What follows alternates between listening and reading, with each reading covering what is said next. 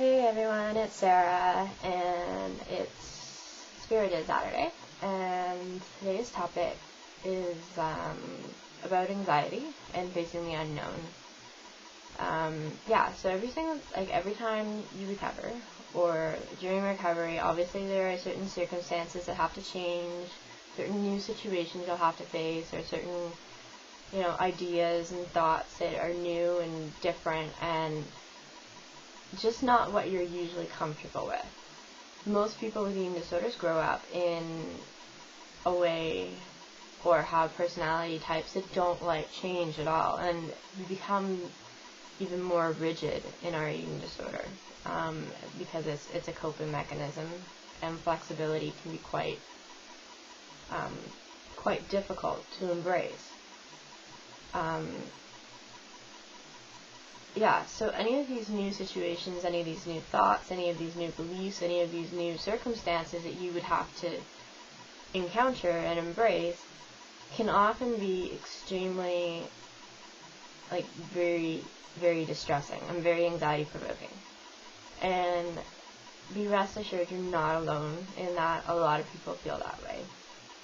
A lot of people, aren't sure that they want to know what's in the unknown. A lot of people aren't sure if they can handle it. A lot of people, there is so much reason for that anxiety. But one of the really most important things to remember is that anxiety itself will not kill you. It won't even hurt you. Anxiety is your friend. Anxiety, and this is coming straight from my therapist mouth. I had major anxiety issues for so long, and one of the things that I've managed is to get over, for the most part, most of them. And the reason is that I've adopted this train of thought, and anxiety is not a bad thing. It's a very, very good thing. Anxiety is your friend.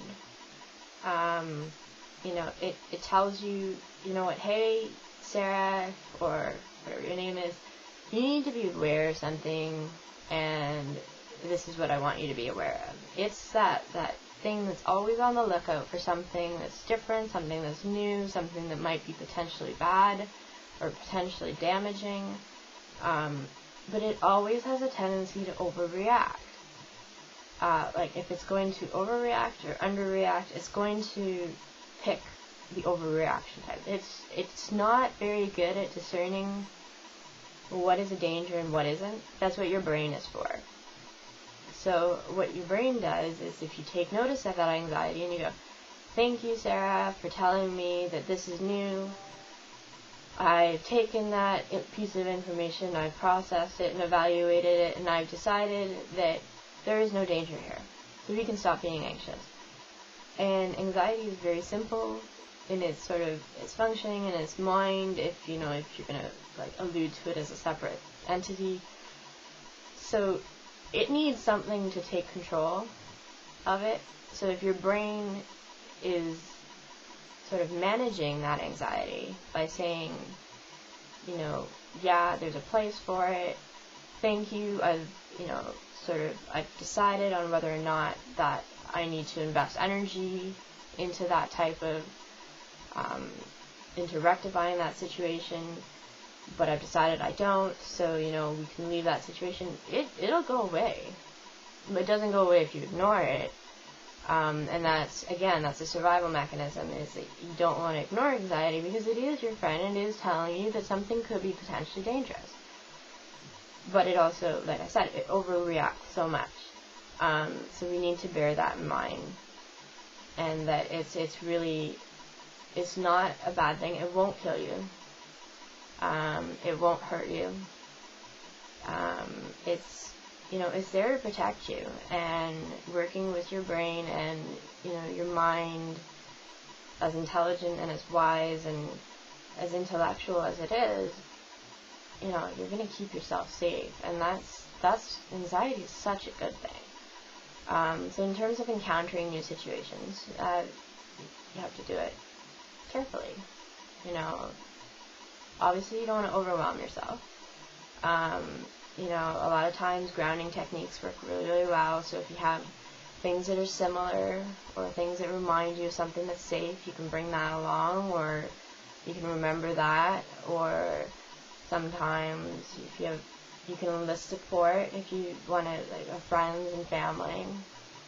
But basically, when you try something new, the more you do it, the more you try it, and the more you achieve it or get through it successfully, the less anxious you become, the less anxiety-provoking that activity is.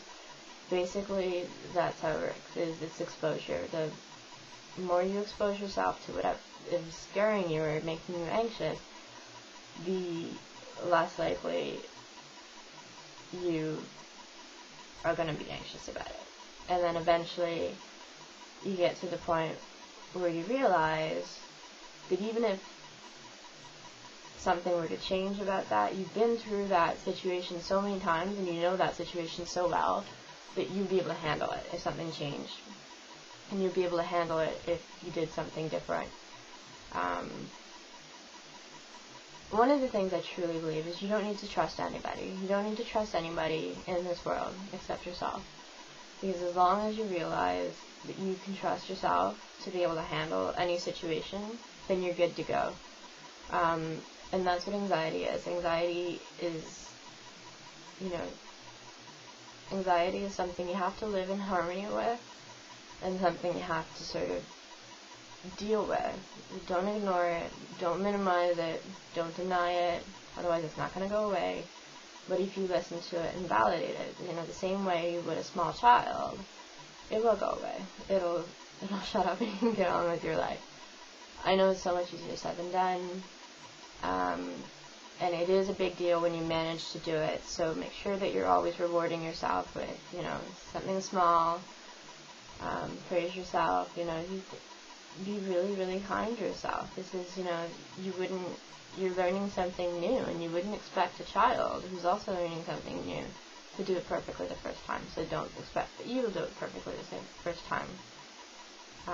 So yeah, that's my spiel on anxiety. I'm really tired tonight, so I don't know if this makes any sense. I hope it does, but if not, maybe I'll do another one later. Okay, take care. See you later.